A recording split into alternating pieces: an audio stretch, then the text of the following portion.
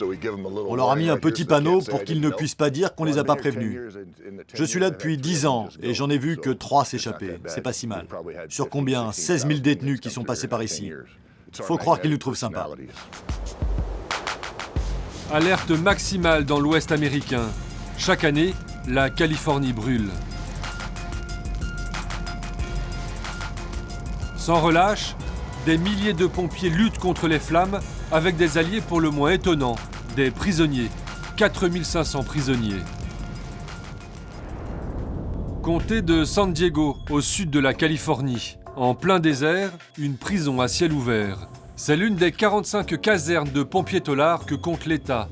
Ils sont une centaine ici, tous volontaires, dealers, braqueurs, membres de gangs. Pour intégrer le camp, il faut être en fin de peine et ne pas avoir de sang sur les mains. Une fois sélectionnés, les prisonniers seront pompiers jusqu'à leur sortie, sans repasser par la case prison. L'équipe 5, en route. Les prisonniers partent en mission à l'extérieur. À la tête de cette escouade de taulards, un pompier professionnel au casier vierge, le capitaine Jeremy Sanders. Au camp, les prisonniers sont surveillés par mes collègues de la prison. À l'extérieur, ils sont sous ma responsabilité. Aujourd'hui, entraînement. Ils doivent apprendre à éteindre un feu en un temps record. Et ça ne se fait pas à main nue, évidemment. Voici les outils. Bêche, pioche, hache et tronçonneuse, pas de quoi effrayer le capitaine. C'est vrai qu'il y a quelques outils dangereux ici. Mais on a besoin d'outils affûtés pour arrêter un feu. Ça demande beaucoup d'efforts et ces gars-là travaillent très dur. L'entraînement est dur, comme le seront les vraies missions. D'autant que ces galériens du feu sont systématiquement envoyés dans les zones les plus difficiles d'accès.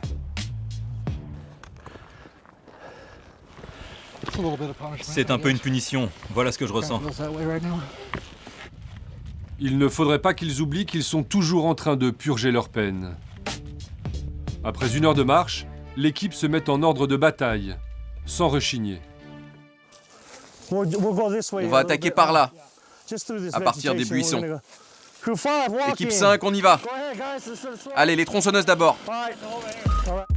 Celui qui donne les ordres, c'est Robert, 37 ans, dont 15 passés derrière les barreaux pour trafic de drogue. Ça vous pose un homme. C'est lui le chef d'équipe, après le capitaine évidemment. Robert sait y faire. Vous avez déjà été chef en dehors de la prison? En quelque sorte, oui. J'appartenais à un gang. Je foutais ma vie en l'air à l'époque et j'en suis vraiment pas fier. Aujourd'hui, je fais tout mon possible pour m'améliorer. C'était dur de faire partie d'un gang. Les détenus ont déblayé le terrain et creusé des tranchées par feu. Fin de l'entraînement. Retour au camp. Les matons reprennent la main. Tu dois vider ta cantine. Tourne-toi. Les détenus sont systématiquement fouillés pour éviter toute contrebande et toute introduction d'armes sur le site. Voici le lieutenant Balvance, le directeur du camp, qui navigue en terrain conquis. Comment ça va? Très bien. Vous passez une bonne journée? Bonjour, lieutenant. Vous ne faites pas de bêtises, hein? Non, monsieur. Le camp ne compte qu'une dizaine de gardiens non armés. Pas de mur ni de mirador ici, juste une simple barrière à ne surtout pas franchir. On leur a mis un petit panneau pour qu'ils ne puissent pas dire qu'on les a pas prévenus. Je suis là depuis 10 ans et j'en ai vu que 3 s'échapper. C'est pas si mal. Sur combien? 16 000 détenus qui sont passés par ici. Faut croire qu'ils nous trouvent sympas. Ils n'ont surtout pas envie de retrouver les prisons traditionnelles, surpeuplées, dangereuses. Les autorités refusent de donner des chiffres, mais il y aurait 5 demandes pour une acceptée. Par précaution, ils sont quand même comptés toutes les 2 heures.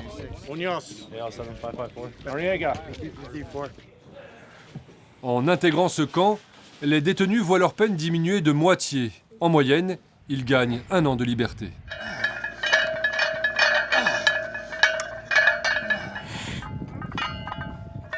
Robert et ses hommes font de la muscu tous les jours. Ça fait partie du deal. Être en super forme pour assurer sur les incendies.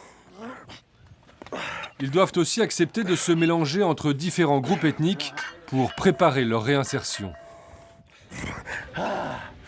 La vie ici est beaucoup plus agréable qu'en prison. Robert, le chef d'équipe, a même une chambre qu'il partage avec son second. Ici, c'est mon petit chez-moi. C'est là où je vis. On a une douche privée avec une porte coulissante. C'est génial. Ça, c'est une photo de moi avec mon père et mon frère. À l'époque, j'étais en cavale, recherché par la police. Je me sens mieux aujourd'hui dans mon corps et dans ma tête en étant ici. D'ailleurs, mon capitaine m'a écrit 3 lettres de recommandation pour intégrer une caserne à ma sortie. Je vais peut-être postuler cette fois. On verra ce que ça donne. En tout cas, je prie pour que ça marche. Il sortira l'été prochain s'il ne fait pas de bêtises. Pour l'instant, en l'absence d'incendie, le quotidien de Robert et de ses compagnons, c'est surtout du débroussaillage au service de la communauté. 6 heures de travail par jour, sous un soleil de plomb. Combien vous gagnez pour ça? $1, $1,20. Par jour?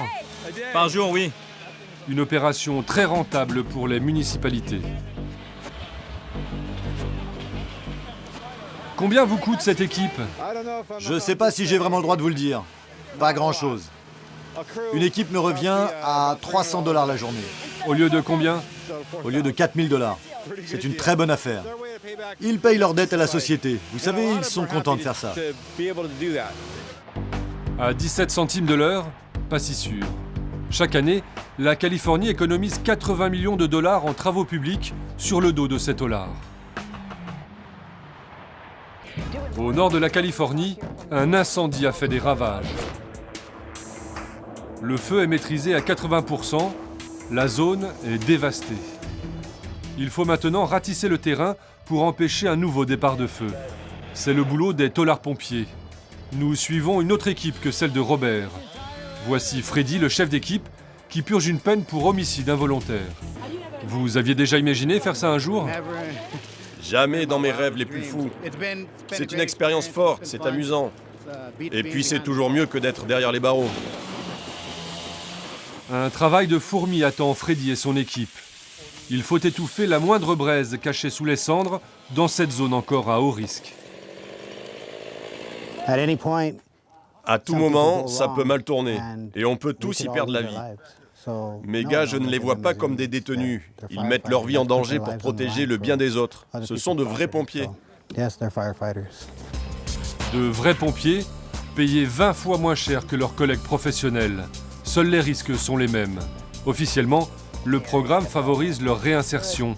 Et ça a l'air de marcher. D'après l'administration pénitentiaire, le taux de récidive de ces pompiers taulards est de 30%, 13 points de moins que dans les autres prisons américaines.